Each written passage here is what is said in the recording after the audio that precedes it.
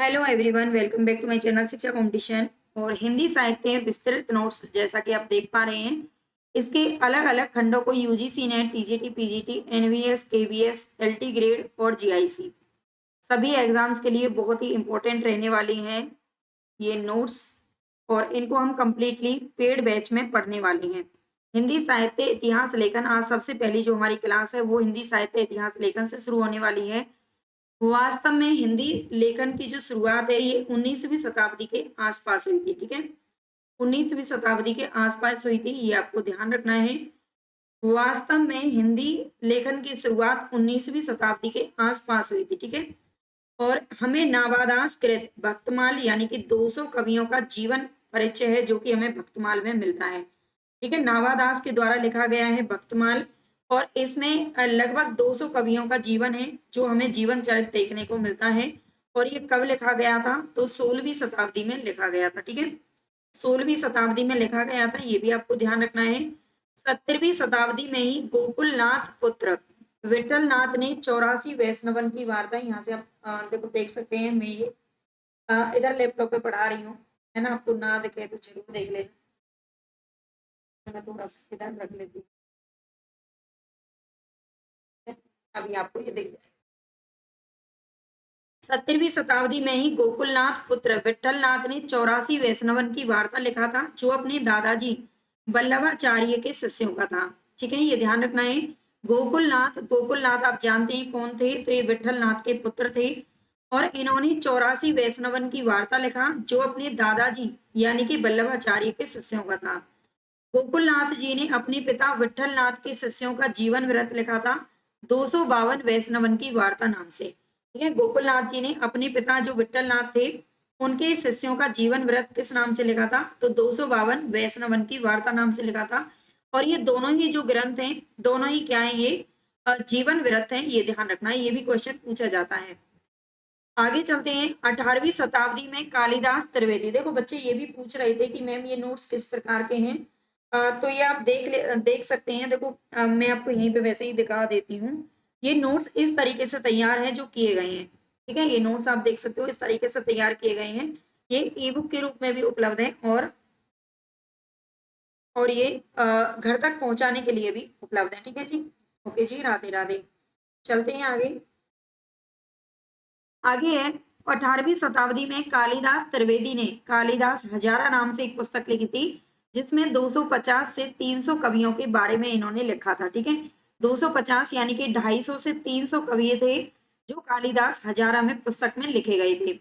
परंतु ये जितने भी ग्रंथ लिखे गए थे 18वीं शताब्दी से पहले जितने भी ग्रंथ लिखे गए थे ये सभी अप्रमाणिक और अर्ध प्रमाणिक माने जाते हैं। अर्ध माने जाते हैं कि यानी कि आधे अधूरे थे, ये प्रमाणिक नहीं माने जाते जो 19वीं शताब्दी से पहले के मिलते हैं। 19वीं शताब्दी से हिंदी साहित्य की परंपरा है जिसकी शुरुआत होती है 19वीं शताब्दी, ये आपको ध्यान रखना है, यानी कि 1800 ईस्वी। आगे देखते हैं। सबसे पहले नाम आता है 19वीं शताब्दी में गारसदत तासी का। ठीक है, सबसे पहले नाम किसका आता है? तो गारसदत तासी का आता है। ये फ्रेंच के ज्ञानी थे, यानी कि फ्रांस के वैज्ञानिक थे। ठीक है, फ्रांस के वैज्ञानिक थे और फ्रेंच इनकी भाषा थी जिसमें इन्होंने हमारा हिंदी साहित्य का इतिहास लिखा था। ये इंग्लैंड में विश्व भाषा की विशेषता पर शोध कर रहे थे तथा इसी समय इन्हें भारत में उर्दू का प्राध्यापक नियुक्त किया गया था।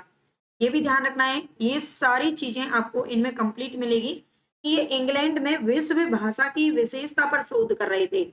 रहने वाले कहाँ के थे? तो ये फ्रांस के रहने वाले थे, लेकिन ये कहाँ पर शोध कार्य कहाँ पर कर रहे थे?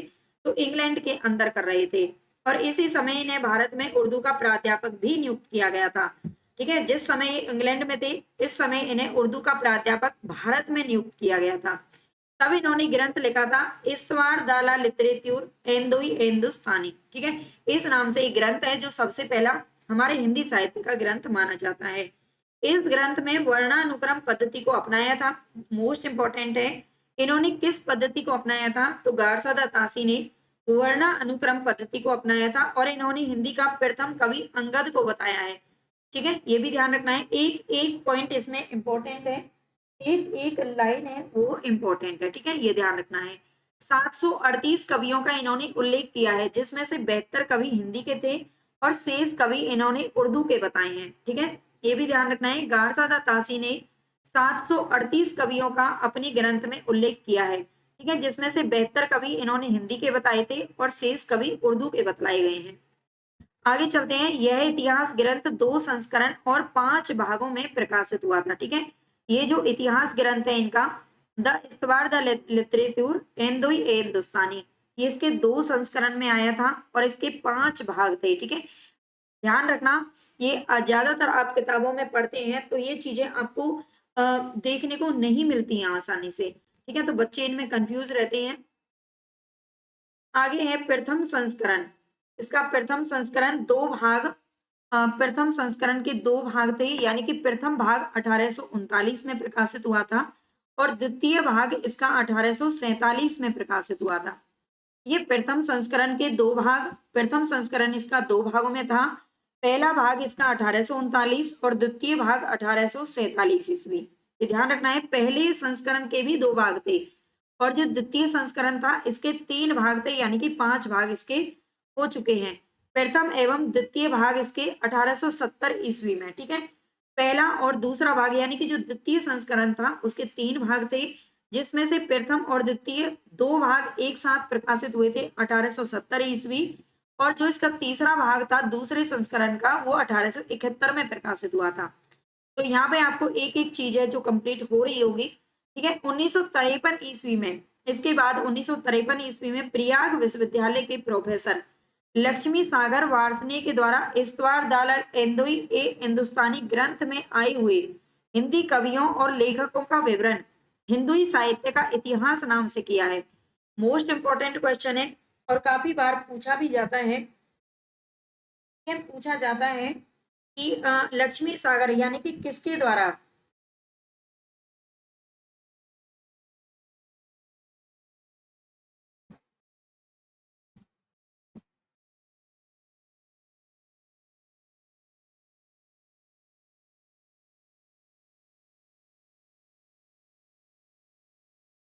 लक्ष्मी सागर वार्ष्णेय के द्वारा इस्तवार दाल हिंदुई हिंदुस्तानी जो एक गारसादा तासी का ग्रंथ है, इसके इसको हिंदुई साहित्य का इतिहास नाम से इन्होंने हिंदी में इसका अनुवाद किया था, ये आपको ध्यान रखना है।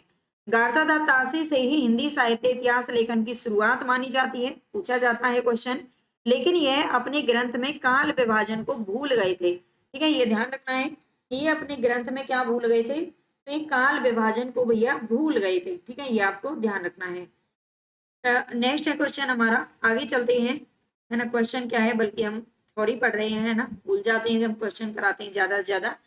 प्रोफेसर नलिन विलोचन शर्मा के अनुसार, ठीक है, प्रोफेसर जो नलिन विलोचन शर्मा हैं, इनके अनुसार हिंदी साहित्य के पहले इतिहास लेखक कौन थे, तासी थे, यानी कि गारसादा तासी थे। यह निर्विवाद है, इसमें कोई भी विवाद नहीं आता है। आचार्य रामचंद्र शुक्ल ने इसे व्रत संग्रह कहा है, ये भी आपको ध्यान रखना है। आचार्य रामचंद्र शुक्ल ने क्या कहा है, इसे विरत संग्रह की संज्ञा दी है, ठीक है, विरत संग्रह इन्होंने कहा है। आगे आते हैं कौन, मौलवी करीमुद्दीन, ठीक है, मौलवी करीमुद्दीन का नाम आता है। तो गारसा के विचार की पुष्टि करते हुए, गारसा तासी के विचार की पुष्टि करते हुए 1848 में मौलवी करीमुद्दीन ने तजकिरा ए स्वराई हिंदी, ये ऐतिहासिक ग्रंथ इन्होंने लिखा था, ठीक है। तजकिरा ए स्वराई हिंदी किसका ग्रंथ है, तो ये मौलवी करीमुद्दीन साहब का है। इसमें इन्होंने 1004 कवियों का उल्लेख किया है, ध्यान रखना है, 1004 कवियों का उल्लेख है जो कि मौलवी करीमुद्दीन साहब के द्वारा किया गया है, ठीक है, जिसमें हिंदी के 60 कवि इन्होंने बताए हैं, ठीक है, 60 कवि इन्होंने बताए हैं, ये आपको ध्यान रखना है।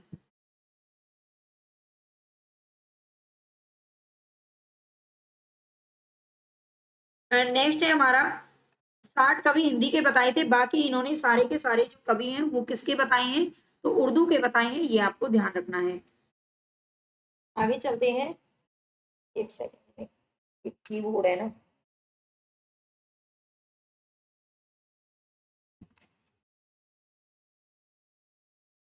इस ग्रंथ में हिंदी का प्रथम कवि अब्दुल कादर बख्श को बतलाया गया है, ठीक है।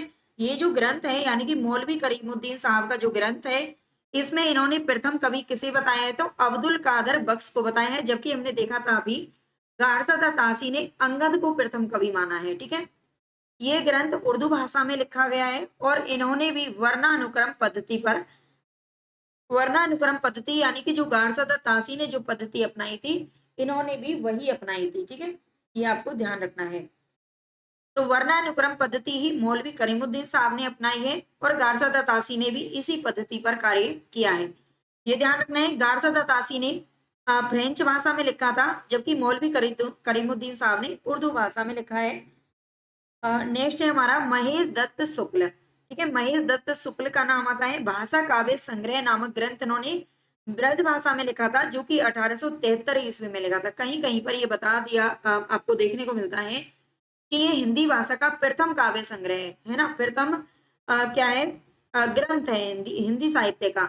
लेकिन ये इसलिए हिंदी का पहला माना जाता है क्योंकि इससे पहले उर्दू फ्रेंच भाषा में लिखा जा रहा था, बाहरी भाषा में, लेकिन ब्रज भाषा में यानी कि हमारे भारतीय भाषा में ये पहला ग्रंथ लिखा गया था, लेकिन ये ब्रज भाषा में था।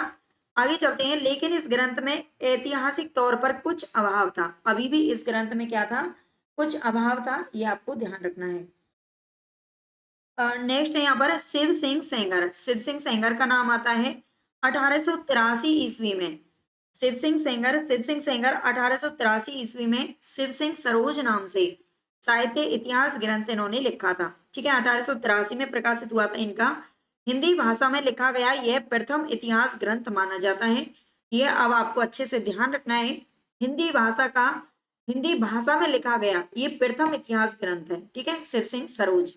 वर्णानुक्रम पद्धति में लिखे गए इस ग्रंथ में 1000 कवियों का उल्लेख किया गया है, जिसमें प्रथम कवि किसी अज्ञात व अप्राप्त कवि पुष्प या पुंड को माना जाता है। ठीक है, ये हमारी मूल किताबों से ही हमें मिला है कि इसमें 1000 कवियों का उल्लेख है, जो कि शिव सिंह सेंगर के द्वारा किया गया था, शिव सिंह सरोज में, और ये भी वर्णानुक्रम पद्धति पर लिखा गया था। ठीक है, इसमें भी वर्णानुक्रम पद्धति अभी तक चल रही है। ठीक है, आगे देखते हैं जॉर्ज ग्रियर्सन की बात करें तो the modern vernacular literature of Hindustan, ये इनके ग्रंथ का नाम है। ठीक है, the modern vernacular literature of Hindustan, ये ग्रंथ इन्होंने अंग्रेजी भाषा में लिखा था।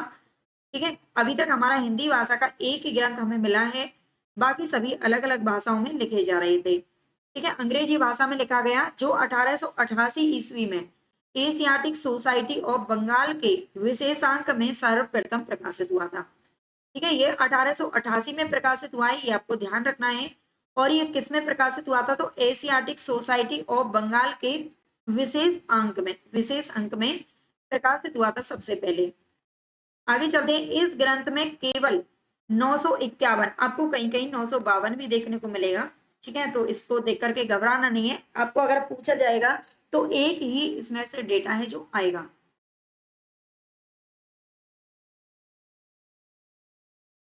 चलिए आगे आता है हमारा 951 हिंदी कवियों का इसमें उल्लेख किया गया है और सर्वप्रथम साहित्य का काल विभाजन और नामकरण इसमें किया गया है। ठीक है, 951 हिंदी कवियों का उल्लेख है, सर्वप्रथम इसमें साहित्य का काल विभाजन व नामकरण किया गया था। ये मोस्ट इंपॉर्टेंट क्वेश्चन है आपका यहाँ पर, इस काला अनुक्रम जो पद्धति है वो सबसे पहले किस ग्रंथ में अपनाई गई थी। तो 4 ऑप्शन अगर आपको मिल जाएंगे तो आपको कौन सा करना है, जॉर्ज ग्रियर्सन का ग्रंथ करना है। ठीक है, the modern vernacular literature of Hindustan, जो कि अंग्रेजी भाषा में लिखा गया था। इसकी विविधता व ऐतिहासिक अर्थ को देखते हुए सच्चे अर्थों में पहला इतिहास ग्रंथ माना जाता है। ठीक है, इसके ऐतिहासिक अर्थ को देखते हुए या इसकी विविधता को देखते हुए इसे सच्चे अर्थों में पहला इतिहास ग्रंथ माना जाता है, आप ध्यान रखना है। आगे चलते हैं 1957 ईस्वी में। ठीक है, 1957 ईस्वी में किशोरी लाल गुप्त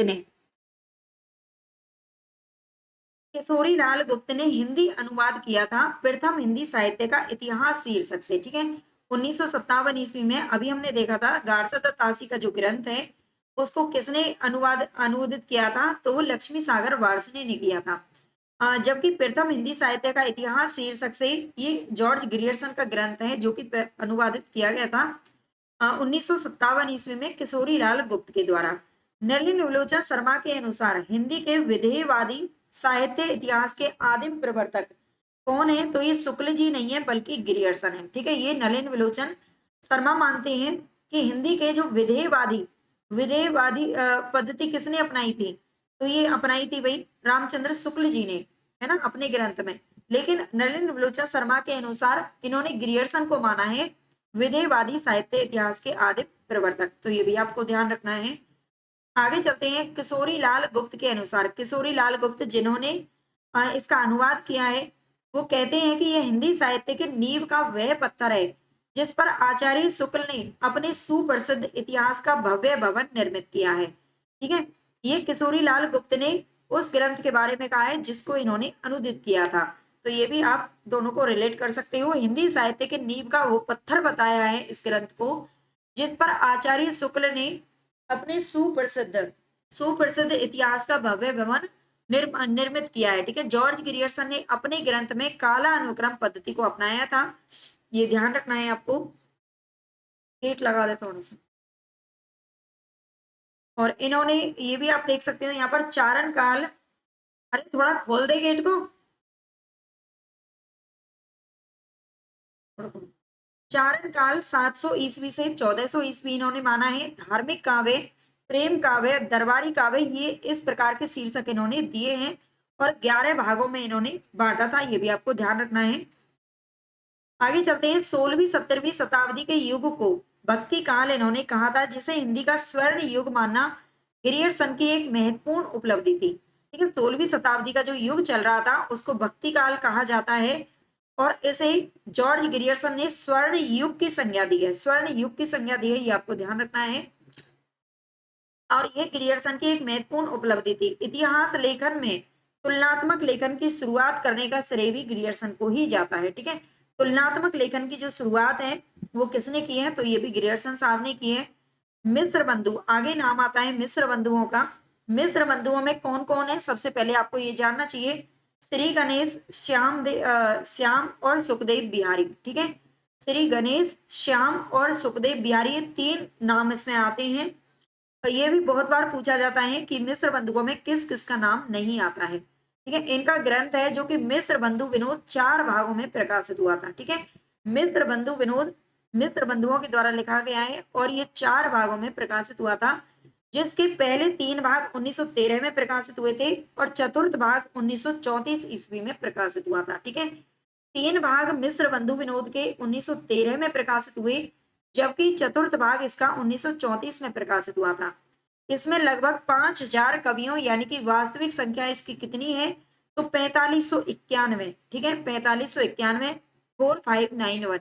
ठीक है, ये इसकी वास्तविक संख्या मानी जाती है। इसका विवेचन इसमें किया गया है। आगे चलते हैं। मिस्र बंधु विनोद से पहले इन्होंने 1910 में हिंदी नवरत्न नामक एक ग्रंथ लिखा था, जिसमें तुलनात्मक आलोचना को इन्होंने बल दिया था। ठीक है, 1910 में हिंदी नवरत्न नाम से जो ग्रंथ है वो भी किसके द्वारा लिखा गया था, तो मिस्र बंधुओं के द्वारा लिखा गया था। रामचंद्र शुक्ल का नाम आता है आगे हमारे इतिहास लेखन में। तो रामचंद्र शुक्ल का क्या है, कवियों का परिचयात्मक विवरण मैंने प्राय मिस्र बंधु विनोद से ही लिया है। ये रामचंद्र शुक्ल जी का कथन है अपने इतिहास ग्रंथ के बारे में। वो कहते हैं कि कवियों का परिचयात्मक जो विवरण है, यानी कि कवियों के जो परिचय मैंने लिए हैं वो कहाँ से लिए हैं, तो मिस्र बंधु विनोद से ही लिए गए हैं। ठीक है, नामवर सिंह कहते हैं कि मिस्र बंधु विनोद साहित्य का पंचांग है। ठीक है, ये मिस्र बंधु विनोद के बारे में ही कहा गया है। मिस्र बंधु विनोद को साहित्य का पंचांग कहने वाले कौन है, तो ये नामवर सिंह है। आगे चलते हैं। मिस्र बंधुओं ने सारंगधर को ब्रज भाषा का प्रथम कवि माना है। ठीक है, मोस्ट इंपोर्टेंट लगाइए यहाँ पर। मिस्र बंधुओं ने सारंगधर को ब्रज भाषा का प्रथम कवि माना है। इन्होंने गोरखनाथ को हिंदी का प्रथम गद्य लेखक और हिंदी का प्रथम कवि इन्होंने पुष्प या पुंड को माना है। ठीक है, गोरखनाथ को इन्होंने अलग अलग इन्होंने कवि माने हैं। अब तक हम एक ही कवि पढ़ते आ रहे थे कि किसको माना है, लेकिन मिस्र बंधुओं ने ब्रज भाषा का सारंगधर को माना है। हिंदी का प्रथम गद्य लेखक की अगर बात करें तो ये गोरखनाथ को माना गया है, जबकि इन्होंने हिंदी का प्रथम कवि पुष्प या पुंड को माना है। ठीक है, आगे चलते हैं। मिस्र बंधुओं का काल विभाजन। मिस्र बंधुओं ने काल विभाजन किस प्रकार से किया है, तो मिस्र बंधुओं ने संपूर्ण हिंदी साहित्य को 8 भागों में विभक्त किया है। ठीक है, इनका 8 भागों में किया गया है। आरंभिक काल का जो समय है वो 700 से 1444 विक्रमी संवत माना है। ठीक है, माध्यमिक काल की बात करें तो 1445 से 1680 विक्रमी संवत, अलंकृत काल 1681 से 1889 विक्रमी संवत। ठीक है, सारा संवत में दे रखा है। परिवर्तन काल की इन्होंने संज्ञा दी है 1890 से 1925 विक्रमी, और वर्तमान काल की संज्ञा 1926 विक्रमी से आगे तक, यानी कि अब तक ये चल रहा है। ठीक है, नोट इसमें लिख रहा है कि पहले 3 भागों को 2-2 भागों में बांटकर 8 भाग इन्होंने कर दिए थे। ठीक है, इसमें 5 भाग आपको दिख रहे हैं और 8 भाग कैसे हैं, तो पहले जो 3 भाग हैं उनको 2-2 भागों में इन्होंने बांट दिया है। इसका मतलब 3 भाग आपके और बढ़ जाएंगे, अगर 2-2 कर देंगे तो 8 भाग हो जाएंगे। ठीक है, आगे आता है डॉक्टर नामवर सिंह। डॉक्टर नामवर सिंह के अनुसार यह साहित्य इतिहास साहित्यिक पुनरुत्थान की लहर से प्रभावित प्रशंसनीय ग्रंथ है। ठीक है, मिस्र बंधु विनोद के बारे में कहते हैं नामवर सिंह, ये साहित्य इतिहास साहित्यिक पुनरुत्थान की लहर से प्रभावित प्रशंसनीय ग्रंथ है। ठीक है, बहुत ही अच्छा जो है, इसमें सारे विद्वानों और आलोचकों के कथन आपको यहाँ पर देखने को मिलेंगे। ठीक है, श्री रामचंद्र शुक्ल कहते हैं कि वैष्णव व ब्रह्म, अच्छा श्री रामचंद्र शुक्ल को अभी हम यहाँ पर पढ़ने वाले हैं, मिस्र बंधु विनोद पढ़ चुके हैं। वैष्णव व ब्राह्मणवादी आलोचक हैं। ठीक है, जो श्री रामचंद्र शुक्ल जी हैं ये वैष्णव और ब्राह्मणवादी आलोचक कहलाते हैं। हिंदी के प्रथम मीमांसावादी आलोचक थे, ये भी आपको ध्यान रखना है। हिंदी के प्रथम मीमांसावादी आलोचक कौन थे, तो ये रामचंद्र शुक्ल जी को कहा जाता है। हिंदी की आलोचना को मनोविकारों से पृष्ठभूमि पर लाने वाले प्रथम आलोचक इनको माना जाता है। ठीक है, हिंदी की आलोचना को मनोविकारों के माध्यम से पृष्ठभूमि पर लाने वाले ये प्रथम आलोचक हैं। शुक्ल जी रसवादी आलोचक थे, ये आपको ध्यान रखना है, जिन्होंने अलंकार को गौण बताया है। ठीक है, अलंकार को गौण बताने वाले कौन है, तो शुक्ल जी हैं, और ये रसवादी आलोचक थे, ये आपको ध्यान रखना है। आगे चलते हैं। शुक्ल जी ने 1929 में नागरी प्रचारिणी सभा काशी द्वारा प्रकाशित हिंदी शब्द सागर की भूमिका के रूप में हिंदी साहित्य का विकास नाम से छपा था। ठीक है, शुक्ल जी का जो ग्रंथ है 1929 में नागरी प्रचारिणी सभा काशी के द्वारा प्रकाशित हुआ था, और किस नाम से, हिंदी शब्द सागर की भूमिका के रूप में हिंदी साहित्य का विकास नाम से छपा था। ठीक है, हिंदी शब्द सागर की भूमिका के रूप में छपा था, और ये हिंदी साहित्य का विकास नाम से छपा था। इसका हिंदी साहित्य का जो इतिहास, अभी जो नाम हम वर्तमान में देखते हैं वो कब परिवर्तित हुआ था, इसको देखते हैं। 1929 नहीं, उसी साल इसे संशोधित करते हुए हिंदी साहित्य का इतिहास नाम से प्रकाशित करवाया गया था। ठीक है, ये भी इंपॉर्टेंट है। आगे चलते हैं। शुक्ल जी ने हिंदी साहित्य का आरंभ देश भाषा काव्य संवत 1050 से माना है। ठीक है, शुक्ल जी ने हिंदी साहित्य का जो आरंभ है वो किससे माना है, तो देश भाषा काव्य संवत 1050 से माना है। ठीक है, अपभ्रंश साहित्य को प्राकृताभास हिंदी इन्होंने कहा है, मोस्ट इंपोर्टेंट है। प्राकृताभास हिंदी इन्होंने किसको कहा है, तो अपभ्रंश को कहा है। शुक्ल के संदर्भ में डॉक्टर नामवर सिंह लिखते हैं कि शुक्ल जी को इतिहास पंचांग के रूप में प्राप्त हुआ था। ठीक है, अभी हमने ऊपर देखा था कि मिस्र बंधु विनोद के बारे में नामवर सिंह ने कहा था कि ये साहित्य का पंचांग है। ठीक है, लेकिन शुक्ल के संदर्भ में ये कहते हैं कि शुक्ल जी को तो इतिहास पंचांग के रूप में प्राप्त हुआ था, जिसको मानवीय चेतना में अनुप्राणित कर साहित्य बना दिया गया है। ठीक है, जैनेन्द्र कहते हैं रामचंद्र शुक्ल जी के इतिहास के बारे में, जैनेन्द्र का कथन है कि इतिहास से उन्होंने जुटाया है, जगाया नहीं है। ठीक है, इतिहास से उन्होंने जुटाया है, जगाया नहीं है, ये आप ध्यान रखना। आगे चलते हैं। इनका ग्रंथ नागरी प्रचारिणी सभा में प्रकाशित हुआ था। ठीक है, जो रामचंद्र शुक्ल जी का जो ग्रंथ है ये नागरी प्रचारिणी सभा में प्रकाशित हुआ था। पूरे भक्ति काल को 4 भागों में बांटकर उसे शुद्ध दार्शनिक एवं धार्मिक आधार पर इन्होंने प्रतिष्ठित किया है। ठीक है, तो भक्ति काल को इन्होंने 4 भागों में बांटा है, ये आप ध्यान रखना है। आगे देखते हैं। उनके साहित्य के इतिहास में कवियों की कुल संख्या 1000 हो गई है। ठीक है, लगभग 1000 के करीब इनके कवियों की संख्या थी, और इन्होंने 900 वर्षों के इतिहास को अपने ग्रंथ में समेटा है। ये पूछा जाता है कि कितने वर्षों का इतिहास है जो कि हिंदी साहित्य के इतिहास शुक्ल जी के में हमें मिलता है, तो इन 900 वर्षों का इतिहास है जो इन्होंने अपने ग्रंथ में वर्णित किया है। इस इतिहास ग्रंथ के लेखन में निम्न रचनाओं की सहायता ली गई है। यहाँ पर आप लगा लीजिए। देखो मैं ये तो कह ही नहीं सकती कि यहाँ से कौन सी लाइन है जो आपके लिए इंपॉर्टेंट नहीं है, क्योंकि जो ये नोट्स तैयार किए गए ना वो सारे मूल किताबों से तैयार किए गए हैं, ठीक है। मूल किताबों से तैयार करने का मतलब है कि हर चीज आपके लिए इंपॉर्टेंट है। तो नेक्स्ट है यहाँ पर मिस्र बंधु विनोद, सॉरी ये मिस्र बंधु विनोद है, मिस्र बंधु विनोद, मिस्र बंधु हिंदी, ठीक है। इन रचनाओं की सहायता यहाँ से ली गई है, ठीक है। मिस्र बंधुओं का है मिस्र बंधु विनोद, यहाँ से इन्होंने परिचयात्मक विवरण लिए हैं। हिंदी कोविद रत्नमाला ये श्याम सुंदर दास का ग्रंथ है। कविता कौमुदी जो कि राम नरेश त्रिपाठी का है, और ब्रज माधुरी सार ये वियोगी हरि का ग्रंथ है, ठीक है। ये 4 ग्रंथ है जिससे इन्होंने अपना जो ग्रंथ है उसको निर्माण करने में सहायक ग्रंथों के रूप में लिया है। आचार्य शुक्ल ने विधेयवादी पद्धति के आधार पर इतिहास लिखते हुए दोहरे नामकरण की परंपरा इन्होंने प्रारंभ की थी, ठीक है। आचार्य शुक्ल जी ने कौन सी पद्धति अपनाई थी? अभी तक हमने वर्णानुक्रम पद्धति देखा था, कालानुक्रम पद्धति देखा था, ठीक है। लेकिन जो शुक्ल जी हैं इन्होंने विधेयवादी पद्धति को अपनाया है, ठीक है, और दोहरे नामकरण की परंपरा इन्होंने प्रारंभ की है। शुक्ल जी का काल विभाजन एक बार देख लेते हैं, जो कि मोस्ट इंपॉर्टेंट है और बहुत बार पूछा जाता है। तो आदिकाल, यहाँ पर आदिकाल इन्होंने आदिकाल को वीर गाथा काल की संज्ञा दी है, ठीक है। शुक्ल जी ने जो काल विभाजन किया है उसमें आदिकाल को इन्होंने वीर गाथा काल की संज्ञा दी है, और ये जो इसका समय है वो माना है संवत 1050 से 1375 ईस्वी। ईस्वी क्या है बल्कि विक्रमी संवत माना है, ठीक है। और अगर आपको इसको भाई ईस्वी में निकालना है, आप इसको ईस्वी में निकालना है तो 57 वर्ष है जो आपको माइनस करना पड़ेगा, ठीक है। 57 वर्ष अगर आपको इसमें से माइनस करते हैं संवत में से तो आपका ईस्वी निकल जाएगा। ये पूर्व मध्यकाल, अगर पूर्व मध्यकाल की बात करें तो इन्होंने भक्ति काल नाम इसको दिया है, ठीक है। पूर्व मध्यकाल को भक्ति काल नाम दिया है।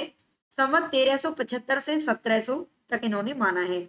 उत्तर मध्यकाल ये रीतिकाल नाम इन्होंने दिया है। जो ब्रैकेट में नेम आपको दे रखे हैं वो शुक्ल जी के द्वारा दिए गए हैं, ठीक है, ये ध्यान रखना है। संवत 1700 से 1900 विक्रमी इन्होंने माना है। आधुनिक काल की अगर बात करें तो आधुनिक काल को इन्होंने गद्य काल की संज्ञा दी है, ठीक है, और इसका जो समय है वो 1900 विक्रमी से अब तक माना है, जो लगातार चल रहा है। हालांकि इनका 1984 84 भी बताया जाता है, 84 तक इन्होंने माना था, लेकिन ये संवत में माना है। अगर ईस्वी आ जाए तो आपका 1984 भी यहाँ पर हो जाएगा। गद्य काल को इन्होंने 2 भागों में बांटा है। गद्य काल को 2 भागों में बांटा है, पुरानी काव्य धारा और नई काव्य धारा, ठीक है। पुरानी काव्य धारा और नई काव्य धारा गद्य काल को 2 भागों में बांटा है। गद्य काल यानी कि आधुनिक काल, और इसके 3 भाग इन्होंने किए थे। प्रथम उत्थान भारतेंदु युग, द्वितीय उत्थान द्विवेदी युग और तृतीय उत्थान छायावादी युग, ठीक है। ये 3 युग इन्होंने प्रथम, द्वितीय और तृतीय उत्थान के रूप में माने हैं। शुक्ल जी ने आदिकाल को वीर गाथा काल के नाम से जानने के पीछे 12 ग्रंथों की सहायता ली है, ठीक है, ये इंपॉर्टेंट है। शुक्ल जी ने जो आदिकाल है उसको वीर गाथा काल की संज्ञा दी है, लेकिन वीर गाथा काल इन्होंने भाई नाम क्यों दिया है, क्या वजह रही है इसकी? तो 12 ग्रंथों की सहायता इन्होंने ली है। अब ये 12 ग्रंथ कौन कौन से हैं एक बार यहाँ पर आप देख सकते हो। हुमान रासो ये दलपत विजय का है। बीसलदेव रासो नरपति नाला, और जयचंद प्रकाश भट्ट केदार का ग्रंथ है। पृथ्वीराज रासो चंद वरदाई, जय मयंक जस चंद्रिका मधुकर कवि। आगे आता है परमाल रासो जगनिक की रचना है। पहेलियां अमीर खुसरो की रचना है।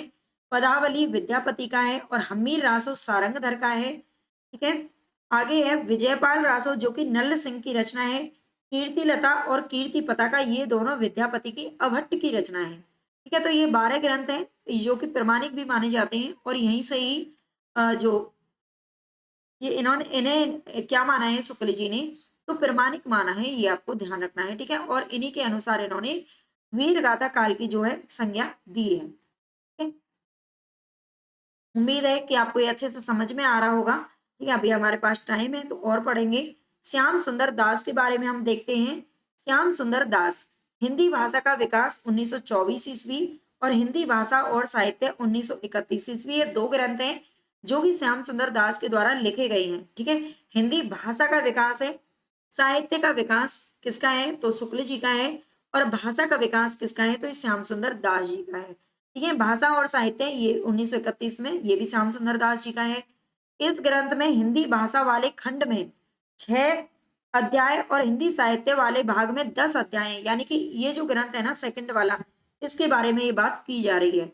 इस ग्रंथ में हिंदी भाषा और साहित्य जो इनका ग्रंथ है उसमें हिंदी भाषा वाले खंड में 6 अध्याय रखे गए हैं और हिंदी साहित्य वाले भाग में 10 अध्याय रखे गए हैं।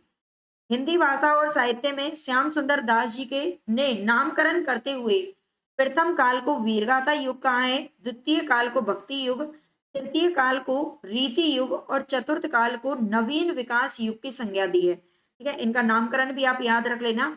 इन्होंने अब वीरगाथा काल की जगह पर वीरगाथा युग कर दिया है। ठीक है, भक्ति काल की जगह पर भक्ति युग कर दिया है। तृतीय काल को इन्होंने रीति युग और चतुर्थ काल को नवीन विकास युग की संज्ञा दी है। ठीक है, ये भी मोस्ट इंपॉर्टेंट है, सभी इंपॉर्टेंट है ना। डॉक्टर राम कुमार वर्मा देखते हैं। तो डॉक्टर राम कुमार वर्मा, आज हम ये अगर सब कुछ ठीक ठाक रहा तो अभी ये जो साहित्य लेखन हम पढ़ रहे हैं इसको मैं कंप्लीट करने की कोशिश करूंगी, क्योंकि एलटी ग्रेड और जीआईसी की जो भर्तियां हैं वो हो सकता है जल्दी हो जाए उनका एग्जाम।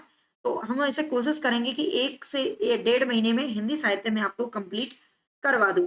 ठीक है, तो अगर आप मेरे साथ में जुड़ना चाहते हैं तो जरूर जुड़ें भाई, नंबर आपका स्क्रॉल हो रहा है और उस नंबर पर आप संपर्क कर सकते हैं। नहीं भी करना चाहें आप एप्लीकेशन पर को डाउनलोड करके शिक्षा कंपटीशन को और वहां से आप परचेज कर सकते हैं। और अभी 15 अगस्त का ऑफर भी है। ठीक है, आज रात से ऑफर भी रहेगा। तो डॉक्टर राम कुमार वर्मा हिंदी साहित्य का आलोचनात्मक इतिहास 1938 ईस्वी में इन्होंने लिखा था। ठीक है, ये ध्यान रखना है। अगर आप लोग भी मेरे साथ साथ में पढ़ रहे हो तो बहुत अच्छी बात है, कुछ समझ में आ रहा है तो, है ना। हिंदी साहित्य का आलोचनात्मक इतिहास नाम से इन्होंने लिखा था 1938 ईस्वी में। ये ग्रंथ अपूर्ण है, इसमें केवल भक्ति काल तक की विषय वस्तु का ही वर्णन है। ठीक है, ये ग्रंथ अपूर्ण है और इसमें केवल भक्ति काल यानी कि जो राम कुमार वर्मा जी का जो इतिहास ग्रंथ है आलोचनात्मक इतिहास, ठीक है, ये अपूर्ण रह गया था। इसमें केवल भक्ति काल तक की है। ठीक है, विषय वस्तु इसमें रखी गई है। आगे है, अपभ्रंश को भी हिंदी में मानने का विचार भी राम कुमार वर्मा ने ही दिया था। ठीक है, अपभ्रंश को भी हिंदी में मानने का विचार किसने दिया था? तो ये राम कुमार वर्मा ने दिया था। इनकी सूक्ष्म दृष्टि का पता इस बात से भी चलता है कि इन्होंने शुक्ल जी के द्वारा दिए गए नामों को छोटा कर दिया। ठीक है, शुक्ल जी ने, अभी हमने ऊपर पढ़ा था कि जो शुक्ल जी हैं उन्होंने भक्ति काल को 4 भागों में बांटा था। ठीक है, लेकिन शुक्ल जी के नामों को छोटा किसने कर दिया है? यहाँ पर शुक्ल जी और इनके दोनों के नाम देखेंगे, ज्ञानाश्रयी शाखा, प्रेमाश्रयी शाखा, रामाश्रयी शाखा और कृष्णाश्रयी शाखा। ये 4 भागों में किसने बांटा था? तो शुक्ल जी ने बांटा था। लेकिन ज्ञानाश्रयी शाखा को संत काव्य, प्रेम काव्य या सूफी काव्य, राम काव्य और कृष्ण काव्य के रूप में इन्होंने परिवर्तित किसने कर दिया? तो ये श्याम सुंदर सॉरी ये राम कुमार वर्मा ने किया है। ठीक है, ये आप ध्यान रखिएगा। डॉक्टर वर्मा ने अपभ्रंश के कवियों को भी हिंदी में शामिल करके स्वयंभू को हिंदी का पहला कवि मानने की बड़ी भूल इन्होंने की थी। ठीक है, डॉक्टर वर्मा ने, रामकुमार वर्मा जी ने अपभ्रंश के जो कवि हैं उनको भी हिंदी में शामिल करके स्वयंभू को हिंदी का पहला कवि मानने की बड़ी भूल कर दी। इन्होंने स्वयंभू को पहला हिंदी का पहला कवि मान लिया था। ये आप ध्यान रखना है, यहाँ पर दिया हुआ है। ठीक है, राम कुमार वर्मा का काल विभाजन हम एक बार देखते हैं। संधि काल, संधि काल 750 से विक्रमी 750 विक्रमी से 1000 विक्रमी तक इन्होंने माना है और चारण काल 1000 विक्रमी से 1375 विक्रमी माना है। ठीक है, ये आप ध्यान रखिएगा। आगे है, इन्होंने भक्ति काल, भक्ति काल का जो समय है वो 1375 विक्रमी से 1700, रीति काल का समय 1700 से 1900 और आधुनिक काल है 1900 विक्रमी से अब तक। यानी कि जो इनका समय है ना वो संधि काल और चारण काल, यानी कि 2 आपको ध्यान रखने हैं और यही 2 इंपॉर्टेंट है, यही 2 पूछे जाते हैं। राम कुमार वर्मा का अगर काल विभाजन आपसे पूछता है तो ये आदिकाल का ही पूछता है। ठीक है, क्योंकि आदिकाल को इन्होंने 2 भागों में बांटा था और दोनों का समय भी अलग अलग बताया था। आगे है आचार्य हजारी प्रसाद द्विवेदी। तो आचार्य हजारी प्रसाद द्विवेदी, आचार्य हजारी प्रसाद द्विवेदी में क्या है? हिंदी साहित्य को नया आयाम देने वाले आलोचक हैं। ठीक है, जो हजारी प्रसाद द्विवेदी हैं ये हिंदी साहित्य को नया आयाम देने वाले आलोचक हैं, क्योंकि उन्होंने परंपरावादी पद्धति अपनाकर अपने साहित्य के इतिहास को लिखा था। ठीक है, इन्होंने कौन सी पद्धति अपनाई थी? तो इन्होंने परंपरावादी पद्धति अपनाई है। ठीक है, परंपरावादी रहे हैं ये। अपने ग्रंथ में काल विभाजन ऐतिहासिकता को आधार बना करके इन्होंने किया है। ठीक है, ऐतिहासिकता को इन्होंने आधार बनाया है और इसीलिए इन्होंने जो नामकरण है वो किस प्रकार से किए हैं? तो आदिकाल, पूर्व मध्यकाल, उत्तर मध्यकाल और आधुनिक काल। ठीक है, ये 4 नाम इन्होंने दिए हैं। प्रमुख ग्रंथ अगर इनके देखें तो हिंदी साहित्य की भूमिका इन्होंने लिखी है 1940 ईस्वी में। इसलिए 10 अध्यायों में लिखी गई है, ठीक है। 10 अध्याय हैं इसके अंदर। हिंदी साहित्य की भूमिका, हिंदी साहित्य का आदिकाल ग्रंथ इन्होंने लिखा है 1952 ईस्वी में लिखा था।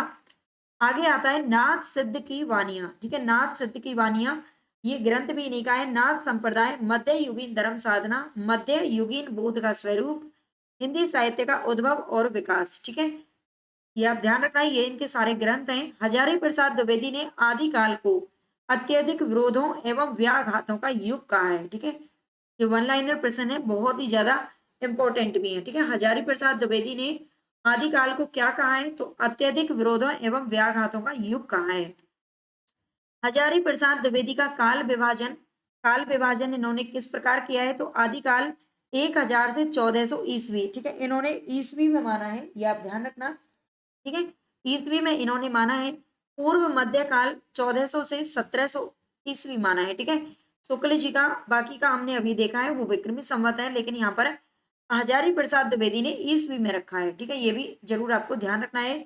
उत्तर मध्यकाल यानी कि रीति काल का जो समय है वो 1700 से 1900 ईस्वी, और आधुनिक काल का जो समय 1900 ईस्वी से अद्यावधि यानी कि आज तक की अवधि जो चल रही है। सूर्यकांत शास्त्री को देखते हैं। सूर्यकांत शास्त्री का जो ग्रंथ है उसका नाम है हिंदी साहित्य का विवेचनात्मक इतिहास, ठीक है, जो कि 1934 ईस्वी में लिखा गया था। आगे आते हैं अयोध्या सिंह उपाध्याय, ठीक है। अयोध्या सिंह उपाध्याय हिंदी भाषा और उनके उसके साहित्य का इतिहास इन्होंने लिखा है, जो कि 1934 ईस्वी में लिखा है, ठीक है। हिंदी भाषा और उसके साहित्य का इतिहास 1934 में लिखा था। कृष्ण शंकर शुक्ल, ठीक है, कृष्ण शंकर शुक्ल का जो इतिहास है वो है आधुनिक हिंदी साहित्य का इतिहास। इन्होंने आधुनिक जोड़ दिया है। जो शुक्ल जी का इतिहास हम देखते हैं जिस नाम से है हिंदी साहित्य का इतिहास, उसमें आधुनिक जोड़ने वाले कौन है, तो एक कृष्ण शंकर शुक्ल है, जो कि 1934 में इन्होंने लिखा था।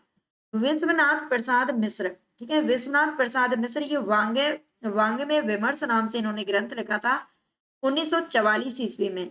इसके बाद इन्होंने हिंदी साहित्य का अतीत, ये दो भागों में प्रकाशित हुआ था 1959 और 1960। हिंदी साहित्य का संक्षिप्त इतिहास नाम से भी विश्व, हालांकि विश्व तो बहुत विशाल है, लेकिन इन्होंने जो इतिहास लिखा है ना वो संक्षिप्त लिखा है, ठीक है, 1986 ईस्वी में लिखा है। रीतिकाल के वर्गीकरण में, रीतिकाल में रीति सिद्ध की व्यवस्था इन्होंने ही की थी, ठीक है।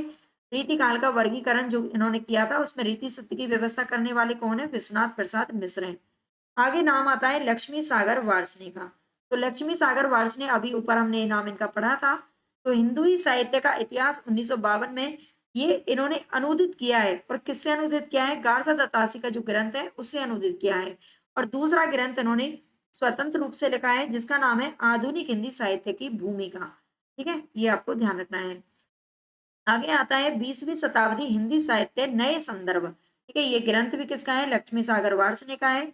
और आधुनिक हिंदी साहित्य का परिपार्श्व हिंदी साहित्य का मानक इतिहास, ठीक है, आसानी से ये ग्रंथ है जो आपको देखने को हर जगह पर नहीं मिलते हैं, लेकिन यहाँ पर आपको मिल रहे हैं, ठीक है, क्योंकि ये नोट्स सारी बुक को मिलाकर के लिखे गए हैं इसलिए। डॉक्टर नगेंद्र कहते हैं कि ये इतिहासकार नहीं बल्कि संपादक है, ठीक है।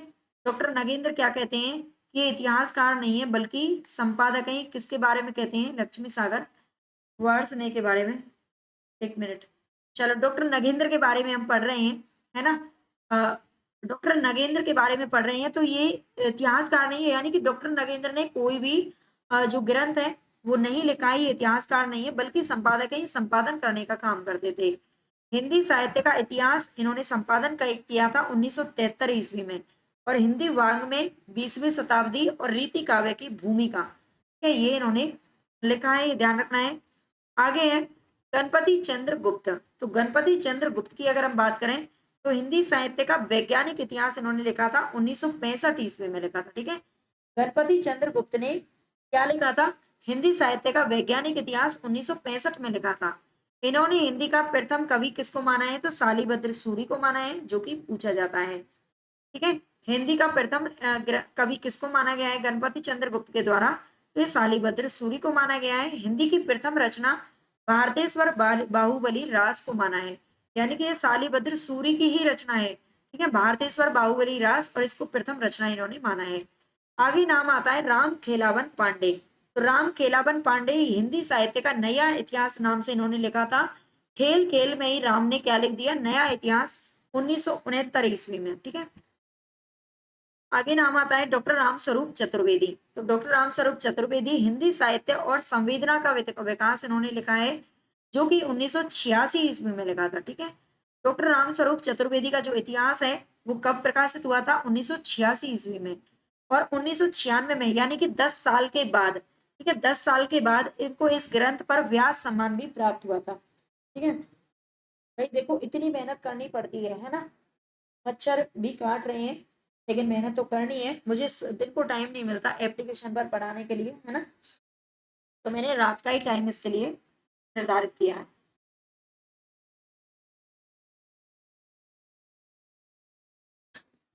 गला सूख जाता है बोलते बोलते, है ना। चलिए, हिंदी साहित्य और संवेदना का विकास 1986। पता है मैंने ये लाइव क्यों कर रखा है? क्योंकि इससे ना मुझे नींद नहीं आएगी, है ना, और नींद नहीं आएगी तो मैं आराम से पढ़ा पाऊंगी, है ना, 11-12 बजे तक आप लोग मेरे साथ रहेंगे तो। आगे चलते हैं। हिंदी साहित्य और संवेदना का विकास 1986 में, और 10 साल के बाद इनको 1996 में इस ग्रंथ पर व्यास सम्मान मिला था। ठीक है, व्यास सम्मान मिला था, ये आपको ध्यान रखना है। राम स्वरूप चतुर्वेदी ने हिंदी का पहला बड़ा महाकाव्य पद्मावत को माना है। ठीक है, राम स्वरूप जो चतुर्वेदी जी हैं, इन्होंने हिंदी का पहला बड़ा महाकाव्य किसे माना है? तो ये पद्मावत को माना है। तो छायावाद वह शक्ति काव्य कहकर पुकारा है जो कि इनके महत्व को दर्शाता है। ठीक है, छायावाद को इन्होंने क्या कहा है? रामस्वरूप चतुर्वेदी ने शक्ति काव्य कह करके पुकारा है। ठीक है, हिंदी विन्यास और विकास नाम से भी इन्होंने एक ग्रंथ लिखा है, जो कि 1996 में प्रकाशित हुआ था। और आधुनिक कविता यात्रा ये ग्रंथ भी है इनका, और भक्ति काव्य यात्रा। ठीक है, आप मोस्टली एक ही ग्रंथ को हम जानते हैं, लेकिन ये 3 ग्रंथ और हैं जो इनके मिलते हैं। आगे आता है डॉक्टर बच्चन सिंह। बच्चन सिंह का नाम आता है हिंदी साहित्य का दूसरा इतिहास नाम से इन्होंने लिखा है। ठीक है, डॉक्टर बच्चन सिंह ने हिंदी साहित्य का दूसरा इतिहास, ठीक है, दूसरा इतिहास। अब बच्चा है ना, तो बच्चा तो क्या करेगा? दूसरा ही लिखेगा भाई। आधुनिक हिंदी साहित्य का इतिहास भी इन्होंने ही लिखा है। ठीक है, आधुनिक हिंदी साहित्य का इतिहास डॉक्टर बच्चन सिंह ने लिखा है। एक नाम से आपको कई ग्रंथ अलग अलग जो लेखक हैं उनके मिल जाएंगे, है ना। अभी हमने ऊपर भी पढ़ा था। डॉक्टर नामवर सिंह का नाम आता है, तो डॉक्टर नामवर सिंह कहते हैं आधुनिक हिंदी साहित्य की प्रवृत्तियां इन्होंने लिखी हैं। ठीक है, प्रवृत्तियां किसने लिखी हैं? तो नामवर सिंह ने लिखी है, जो कि 1957 ईस्वी में आया था। नंद दुलारी वाजपेयी ने जो ग्रंथ लिखा है उसका नाम है हिंदी साहित्य 20वीं शताब्दी, और दूसरा इनका ग्रंथ है आधुनिक साहित्य। ठीक है, ये 2 ग्रंथ है जो कि नंद दुलारी वाजपेयी जी के हैं। आगे का नाम आता है हिंदी साहित्य एक आधुनिक परिदृश्य, ये 1967 ईस्वी में इन्होंने लिखा था। ठीक है, हिंदी साहित्य एक आधुनिक परिदृश्य है। आगे नाम आता है राहुल सांकृत्यायन का। राहुल सांकृत्यायन ने लिखा था हिंदी काव्य धारा, जो कि 1945 में लिखा है। 1944 भी आपको कहीं का देखने को मिल जाएगा। ठीक है, ये ऐसा होता है आपके जो इनके ईयर है ना, उसमें 1 साल आगे पीछे क्यों मिलता है? क्योंकि कुछ विद्वान 1 साल आगे मानते हैं और कुछ पीछे मान लेते हैं। ठीक है, तो हिंदी काव्य धारा 1945 ईस्वी, हिंदी के प्राचीन कवि एवं कविताएं। ठीक है, हिंदी के प्राचीन कवि एवं कविताएं, ये भी राहुल सांकृत्यायन का ग्रंथ है। और दक्षिणी हिंदी काव्य धारा, ये भी राहुल सांकृत्यायन का ग्रंथ है, ये आपको याद रखना है। ठीक है, आगे चलते हैं। राम मूर्ति त्रिपाठी। तो राम मूर्ति जो त्रिपाठी हैं, ये आदिकालीन हिंदी साहित्य की पृष्ठभूमि। ठीक है, इन्होंने ग्रंथ कौन सा लिखा है? तो आदिकालीन हिंदी साहित्य की पृष्ठभूमि नाम से लिखा है। चतुरसेन शास्त्री। चतुरसेन शास्त्री का जो ग्रंथ है उसका नाम है हिंदी भाषा और साहित्य का इतिहास। ठीक है, ये 1949 ईस्वी में लिखा है, ये ध्यान रखना है। ठीक है, हिंदी भाषा और साहित्य का इतिहास। डॉक्टर धीरेन्द्र वर्मा। डॉक्टर धीरेन्द्र वर्मा ने भाई हिंदी साहित्य एक संपादित किया था ग्रंथ। ठीक है, ये संपादित किया है धीरेन्द्र वर्मा का जो हिंदी साहित्य संपादित है ना, इसमें हमें ज्यादातर क्या मिलता है? 1 साल आगे पीछे मिलता है। ठीक है, इस ग्रंथ का भी बड़ा ही रोल रहता है। डॉक्टर शंभुनाथ सिंह। डॉक्टर शंभुनाथ सिंह हिंदी साहित्य की सामाजिक भूमिका नाम से इन्होंने ग्रंथ लिखा है। और नलिन विलोचन वर्मा की बात करें तो हिंदी साहित्य का इतिहास दर्शन 1960 ईस्वी में इन्होंने लिखा है। डॉक्टर गुलाब राय की बात करें तो हिंदी साहित्य का सुबोध इतिहास इन्होंने लिखा है 1938 ईस्वी में। और दूसरा ग्रंथ इन्होंने लिखा है हिंदी काव्य विमर्श। ठीक है, हिंदी काव्य विमर्श नाम से लिखा है। आगे नाम आता है पदुमलाल पन्नालाल बख्शी। तो हिंदी साहित्य विमर्श नाम से भी इन्होंने ग्रंथ लिखा है। और हिंदी साहित्य एक ऐतिहासिक समीक्षा 1969 ईस्वी में इन्होंने ग्रंथ लिखा है। 2 ग्रंथ है जो इनके पूछे जाते हैं। सुमन राजे की अगर बात करें तो हिंदी साहित्य का आधा इतिहास 2003 ईस्वी में इन्होंने लिखा था। ठीक है, हिंदी साहित्य का आधा इतिहास, आधा, हमें सुमन कभी भी आधा नहीं तोड़ना चाहिए। दूसरा इनका जो ग्रंथ है सुमन राजे का, उसका नाम है साहित्य इतिहास संरचना और स्वरूप। ठीक है, साहित्य इतिहास संरचना और स्वरूप इनके ग्रंथ का नाम है। आगे नाम आता है प्रभाकर माचवे का। आज हम साहित्य इतिहास लेखन को तो कंप्लीट करेंगे, हालांकि मुझे थोड़ी थोड़ी नींद आने लग गई है ना। हिंदी साहित्य की कहानी भगीरथ मिश्र, ठीक है, ये प्रभाकर माचवे ने लिखा है हिंदी साहित्य की कहानी। ठीक है, और जो भागीरथ मिश्र हैं, भगीरथ मिश्र इनका मूल नाम है। हिंदी काव्य शास्त्र का इतिहास इन्होंने लिखा है। सियाराम तिवारी की अगर बात करें तो मध्यकालीन खंड काव्य, और राजेंद्र प्रसाद सिंह ने हिंदी साहित्य का सवाल रत्न इतिहास इन्होंने लिखा है। ठीक है, राजेंद्र प्रसाद सिंह का आज तक शायद आपने देखा भी नहीं होगा। ठीक है, पादरी एडविन ग्रिव्स, इन्होंने ए स्केच ऑफ हिंदी लिटरेचर 1917 में लिखा है। ठीक है, ए स्केच, स्केच किसका है तो ये ग्रीव्स का है। फ्रैंक आर्नेस्ट, फ्रैंक आर्नेस्ट ने क्या लिखा है तो ये ए हिस्ट्री ऑफ हिंदी लिटरेचर 1920 ईस्वी में लिखा है ना, ए हिस्ट्री ऑफ हिंदी लिटरेचर 1920 ईस्वी। आगे चलते हैं, डॉक्टर शिव कुमार मिश्र। तो शिव कुमार जो मिश्र जी हैं, उन्होंने हिंदी साहित्य इतिहास के सिद्धांत लिखे हैं। ठीक है, शिव कुमार मिश्र जी, हमें सिद्धांतों पर चलना चाहिए जो कि हमारे लिए शिव जी ने तय किए हैं। ठीक है, तो ऐसा आप याद कर लेना। उदय नारायण तिवारी, हिंदी भाषा का उद्भव और विकास। अब इसको देखकर बहुत सारे, जब मैं क्लास में ये वाला क्वेश्चन कराती हूँ ना, तो बच्चे मोस्टली इसमें गलत करते हैं। क्यों? क्योंकि उदय नारायण तिवारी ने भाषा का उद्भव लिखा है। ठीक है, और जो हजारी प्रसाद द्विवेदी है, उन्होंने साहित्य का उद्भव और विकास लिखा है। तो ये आप जरूर ध्यान रखना। आगे आता है हिंदी साहित्य का विरध इतिहास। ठीक है, हिंदी साहित्य का विरध इतिहास नाम से ये काशी नागरी प्रचारणी सभा के द्वारा 16 भाग इसके प्रकाशित हैं। क्योंकि इसका जो 17वां भाग है वो अधूरा रह गया है। विशेषता यह है कि 18 अन्य भाषाओं में 8 बोली में प्रकाशित कराने की इसकी धारणा है। ठीक है, 18 अन्य जो भाषाएं और 8 बोलियां, उनमें प्रकाशित कराने की इसकी योजना है जो कि चल रही है, जिसमें से 16 भाग काशी नागरी प्रचारणी सभा प्रकाशित कर चुकी है, और जो 17वां भाग है वो अभी अधूरा रह गया है। ठीक है, आगे नाम आता है रामविलास शर्मा का।